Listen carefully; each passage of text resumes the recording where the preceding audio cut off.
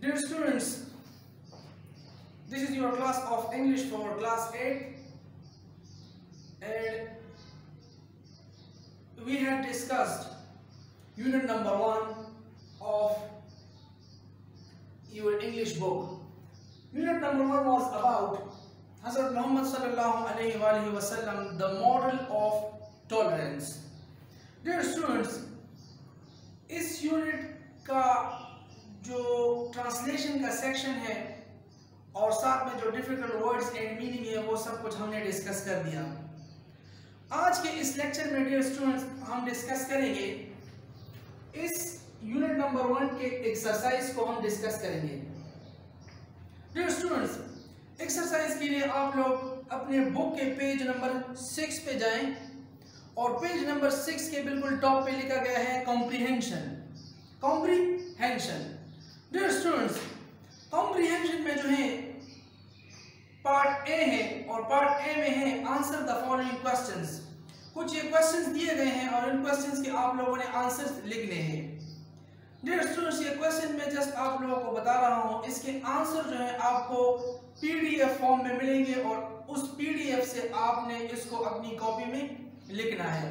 PDF जो है, PDF के फॉर्म में आपको नोट्स मिलेंगे और इन क्वेश्चंस के आंसर उसमें से लिखे गए होंगे।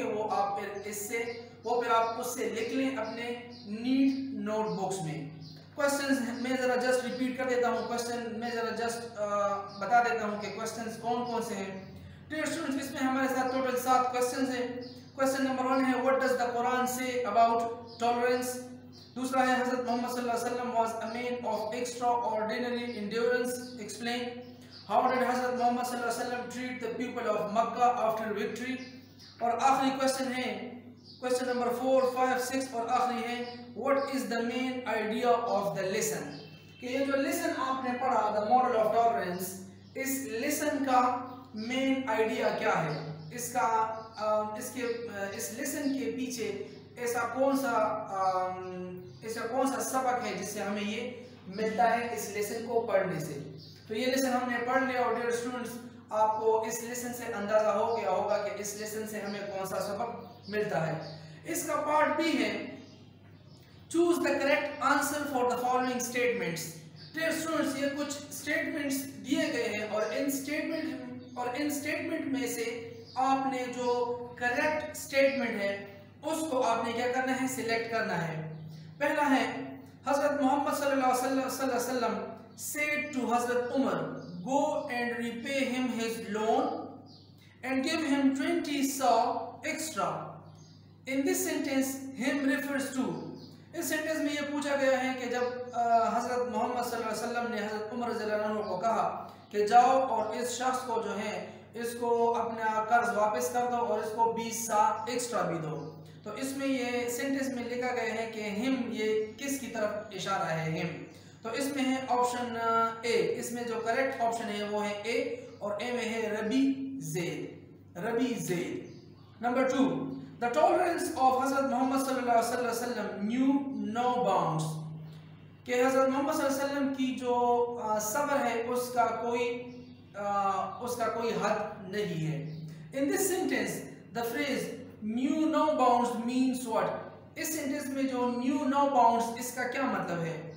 इसमें जो करेक्ट ऑप्शन है वो है ऑप्शन बी और ऑप्शन बी में है his tolerance was not confined to Muslims only। मतलब ये है कि जो पैगंबर सल्लल्लाहु अलैहि वसल्लम की जो बर्दाश्त थी वो सिर्फ मुसलमानों तक महदूद नहीं थी। नेक्स्ट पेज की तरफ जाएं, पेज नंबर 7, इसमें है नंबर 3, रसूल सल्लल्लाहु अलैहि वसल्लम said a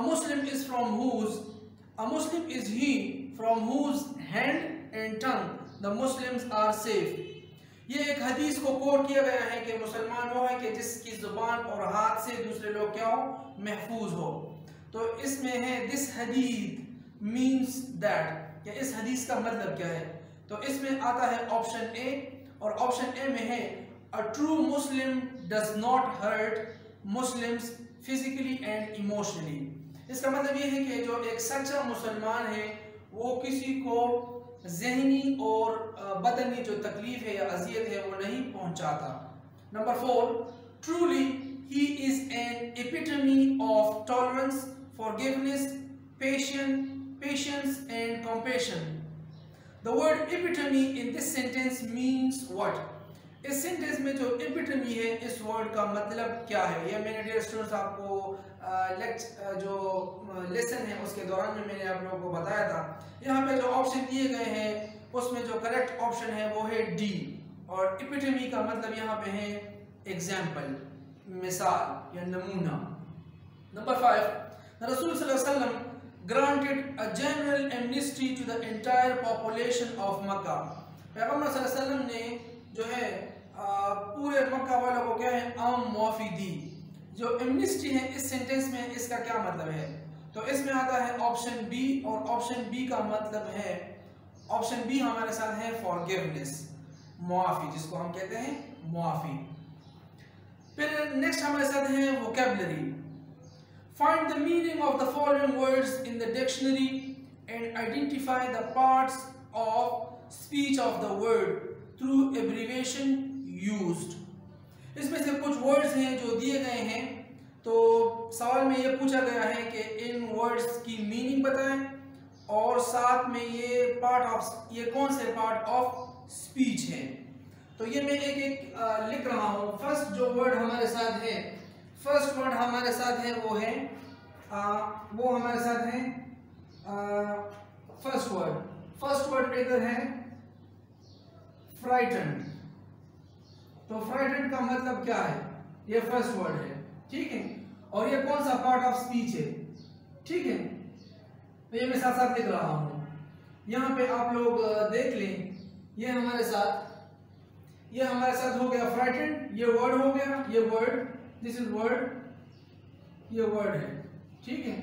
यहाँ पे ये पार्ट ऑफ स्पीच है, पार्ट ऑफ स्पीच, ये कौन से पार्ट ऑफ स्पीच से है, और मीनिंग में इधर लिख रहा हूं साथ साथ। फ्राइटन्ड वर्ड है एक, सेकंड वर्ड हमारे साथ है हर्ष, तीसरा हमारे साथ है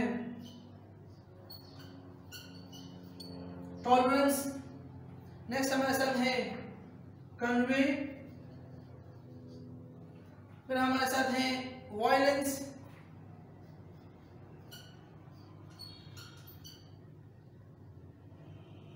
ठीक है, फिर हमारे साथ है रिवॉर्ड,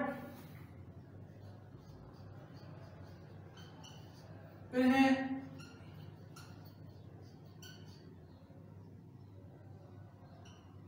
ऑनेस्टी, और फिर है इंसल्ट, ठीक है डियर स्टूडेंट्स। फ्राइटन्ड जो है वो फ्रॉम पार्ट ऑफ स्पीच के लिहाज से ये हमारे साथ है एडजेक्टिव है, दिस इज एडजेक्टिव, ठीक है। फर्स्ट वन फ्राइटन्ड, और इसका मतलब है खौफजदा, खौफजदा, उर्दू में इसका मतलब है खौफजदा, और पार्ट ऑफ स्पीच ये हमारे साथ है एडजेक्टिव। नेक्स्ट हमारे साथ है हर्ष, हर्ष भी हमारे साथ क्या है? ये भी हमारे साथ एडजेक्टिव है। हर्ष इज आल्सो एन एडजेक्टिव, और हर्ष का मतलब है सख्त या मुश्किल, ठीक। नेक्स्ट हमारे साथ है टॉलरेंस, फ्राइटन्ड भी हो गया, हर्ष भी हो गया, टॉलरेंस, टॉलरेंस का मतलब है सब्र, सब्र से काम लेना, और टॉलरेंस हमारे साथ क्या है? टॉलरेंस हमारे साथ है, tolerance is a noun, tolerance हमारे साथ नाउन है। फिर हमारे साथ है कन्वे, कन्वे का मतलब है पैगाम पहुंचाना या किसी बात को पहुंचाना, और ये हमारे साथ कन्वे हमारे साथ क्या है? ये हमारे साथ है verb, convey is a verb. Next हमारे साथ है वायलेंस, वायलेंस का मतलब है तशद्दुद, तशद्दुद या किसी पे जुल्म ज्यादती करना, और वायलेंस हमारे साथ है, violence is a noun, violence भी हमारे साथ क्या है? नाउन है। नेक्स्ट हमारे साथ है रिवॉर्ड, और रिवॉर्ड का मतलब ये है कि किसी को क्या है? किसी को रिवॉर्ड करना, मतलब किसी को कोई इनाम या तोहफा देना उसके किसी अच्छे काम के सिले या बदले के तौर पे। रिवॉर्ड कहते हैं बदले को या सिला, उर्दू में इसका ये मतलब है। और ये भी हमारे साथ क्या है? ये हमारे साथ रिवॉर्ड यूज होता है एज अ नाउन। ये नाउन के तौर पे भी यूज होता है और ये वर्ब के तौर पे भी यूज होता है, दोनों तरह से ये यूज होता है। फिर हमारे साथ है ऑनेस्टी। ऑनेस्टी कहते हैं ईमानदारी को कहते हैं, और ये पार्ट ऑफ स्पीच के लिहाज से ये हमारे साथ है एडजेक्टिव। ये भी हमारे साथ क्या है, एडजेक्टिव है, ठीक है, this is also an adjective. और लास्ट वन जो हमारे साथ है इंसल्ट। इंसल्ट का मतलब है तौहीन या बेइज्जती करना किसी की, और ये भी हमारे साथ क्या है, ये हमारे साथ also this is a verb. ये भी हमारे साथ क्या है, ये हमारे साथ वर्ब है। तो डियर स्टूडेंट्स, ये था आप लोगों का वोकैबुलरी का सेक्शन। वोकैबुलरी के सेक्शन में ये वर्ड्स दिए गए हैं, ये वर्ड है और ये इसका पार्ट ऑफ स्पीच है। तो वर्ड्स भी मैंने बता दिए और उसकी मीनिंग भी, और ये पार्ट ऑफ स्पीच के लिहाज से क्या क्या है वो भी मैंने आप लोगों के साथ ये शेयर करके लिख दिया बोर्ड के ऊपर। आप इसको देख सकते हैं और इससे भी आप लोग अपने कॉपियों में, ये नीट कॉपी में आप लोग ये लिख ले। तो डियर स्टूडेंट्स, ये था आप लोगों का इंग्लिश का लेक्चर आज के लिए, और till next lecture, thank you and Allah Hafiz.